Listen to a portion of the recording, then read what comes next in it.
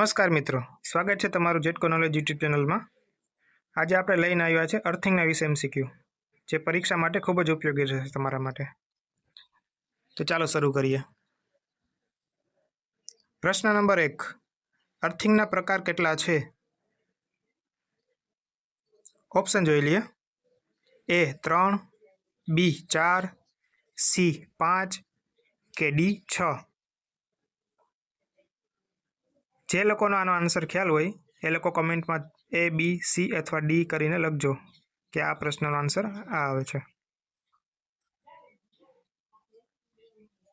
એનો આન્સર આવશે C, એટલે કે 5। અર્થિંગના પ્રકાર કેટલા છે? 5। કયા કયા? કે pipe earthing, plate earthing, strip earthing, road earthing અને સ્પ્રિંગ અર્થિંગ। પ્રશ્ન નંબર 2, અર્થિંગ ક્યાં કરવામાં આવે છે? ઓપ્શન જોઈ લઈએ। A જમીનમાં, B દિવાલમાં, C છતમાં કે D પાણીની ટાંકીમાં। બેઝિક તો બધાને ખ્યાલ હોવો જોઈએ। એનો આન્સર આવશે A જમીનમાં। પ્રશ્ન નંબર 3, અર્થ રેઝિસ્ટન્સ માપવાનું સાધન કયું છે? ઓપ્શન જોઈ લઈએ। A voltmeter, B ammeter, C wattmeter કે D મેગર। એનો આન્સર આવશે D મેગર, એટલે કે અર્થ ટેસ્ટર। મેગરથી પણ માપી શકીએ અને અર્થ ટેસ્ટરથી પણ માપી શકીએ। પ્રશ્ન નંબર 4, અર્થિંગની જરૂરિયાત શું છે? ઓપ્શન જોઈ લઈએ। A વીજળીથી બચવા, B માણસો અને મશીનને રક્ષણ આપવા, C વોલ્ટેજ વધારવા કે D કરંટ વધારવા।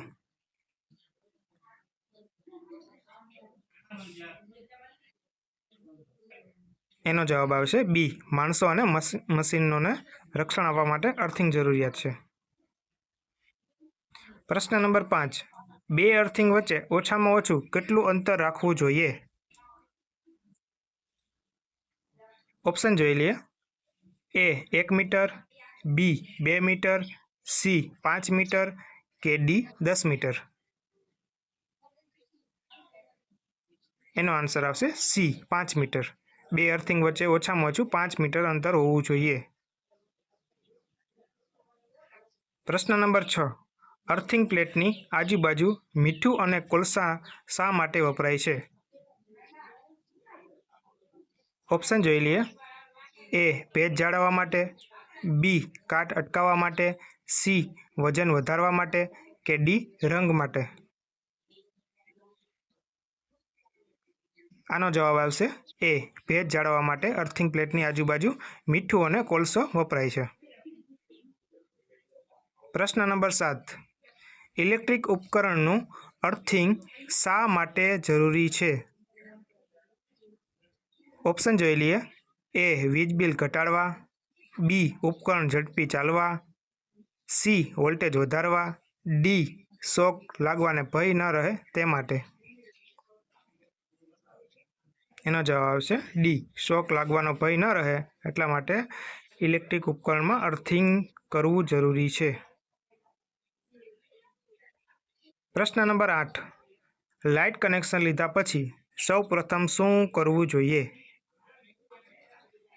ઓપ્શન જોઈ લઈએ। A મીટર ચેક કરવું, B લાઇટને અર્થિંગ કરવું, C ફ્યુઝ બદલવો કે D સ્વિચ બદલવી।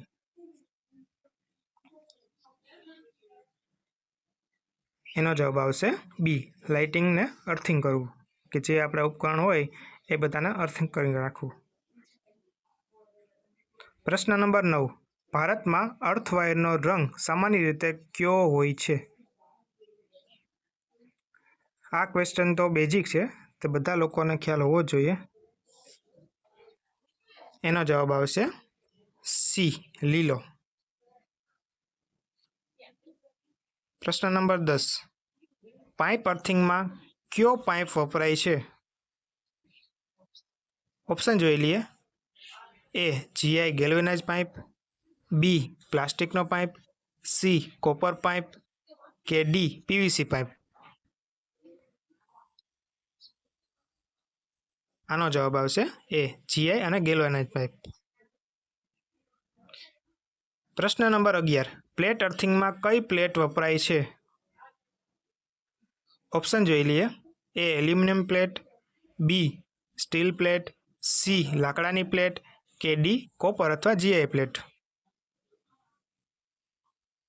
આનો જવાબ આવશે ડી કોપર અથવા જીઆઈની પ્લેટ અર્થિંગ પ્લેટમાં વપરાય છે. પ્રશ્ન નંબર 12. અર્થિંગનો મુખ્ય હેતુ શું છે? ઓપ્શન જોઈ લઈએ. એ વીજળી ઉત્પન્ન કરવી, બી ફોલ્ટ કરંટને સુરક્ષિત રીતે જમીનમાં પહોંચાડવાનો, સી પાવર ફેક્ટર સુધારવાનો કે ડી વોલ્ટેજ વધારવાનો. આનો જવાબ આવશે બી ફોલ્ટ કરંટને સુરક્ષિત રીતે જમીનમાં પહોંચાડવાનો. પ્રશ્ન નંબર 13. સારો અર્થ રેઝિસ્ટન્સ કેવો હોવો જોઈએ? ઓપ્શન જોઈ લઈએ. એ શક્ય હોય તેટલો વધારે, બી બરાબર 100 ઓહમ, સી શક્ય તેટલો ઓછો કે ડી અમર્યાદિત. એનો જવાબ આવશે શક્ય તેટલો ઓછો. જેટલો ઓછો રેઝિસ્ટન્સ એટલું અર્થિંગ સારું. પ્રશ્ન નંબર 14. અર્થ ઇલેક્ટ્રોડની આસપાસ પાણી શા માટે રેડવામાં આવે છે? ઓપ્શન જોઈ લઈએ.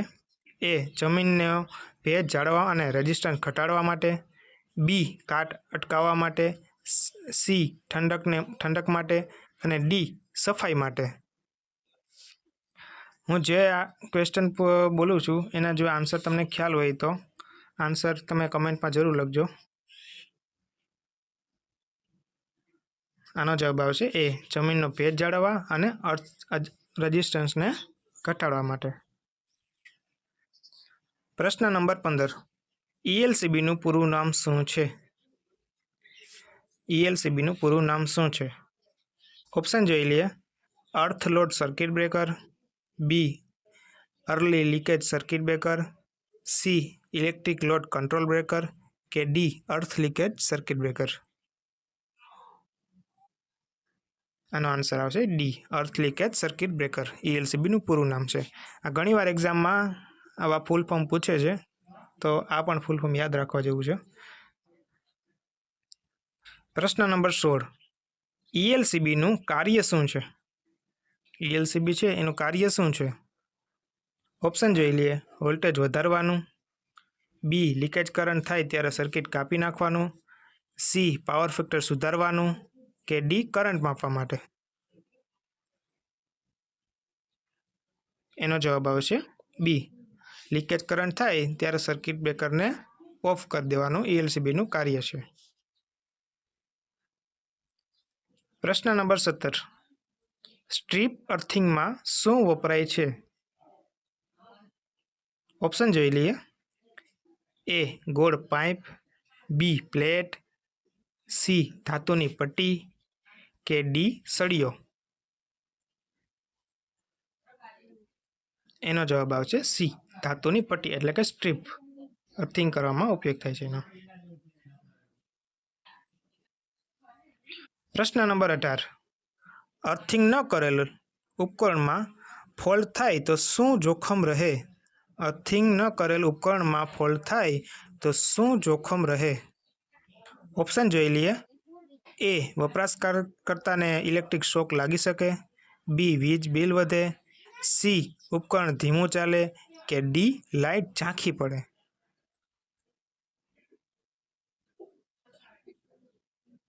એનો જવાબ આવશે એ વપરાશકર્તાને ઇલેક્ટ્રિક શોક ના લાગે એટલા માટે ઉપકરણને અર્થિંગ કરવું જરૂરી છે, એટલે ફોલ્ટ અને જોખમ બંને ન થાય.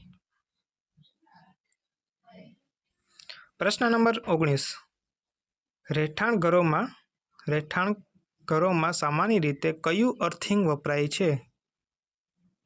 ઓપ્શન જોઈ લઈએ. Strip earthing, B spring earthing, C rod earthing કે ડી પાઇપ અર્થિંગ. આ ક્વેશ્ચનનો આન્સર કમેન્ટમાં લખજો કે રહેઠાણ ઘરોમાં સામાન્ય રીતે કયું અર્થિંગ વપરાય છે. આનો આન્સર આવશે ડી, પાઇપ અર્થિંગ. પ્રશ્ન નંબર 20. અર્થિંગ ટેસ્ટ કરવા માટે કયું સાધન વપરાય છે? અર્થિંગ ટેસ્ટ કરવા માટે કયું સાધન વપરાય છે? એ વોલ્ટમીટર, બી અર્થ ટેસ્ટર, સી એમીટર કે ડી વોટમીટર? આનો આન્સર આવશે બી અર્થ ટેસ્ટર. અર્થિંગ ટેસ્ટ કરવા માટે અર્થ ટેસ્ટરનો ઉપયોગ કરવામાં આવે છે. તો આ હતા આપણા અર્થિંગના 20 MCQ. મળીએ છીએ આપણા નવા ટોપિકમાં.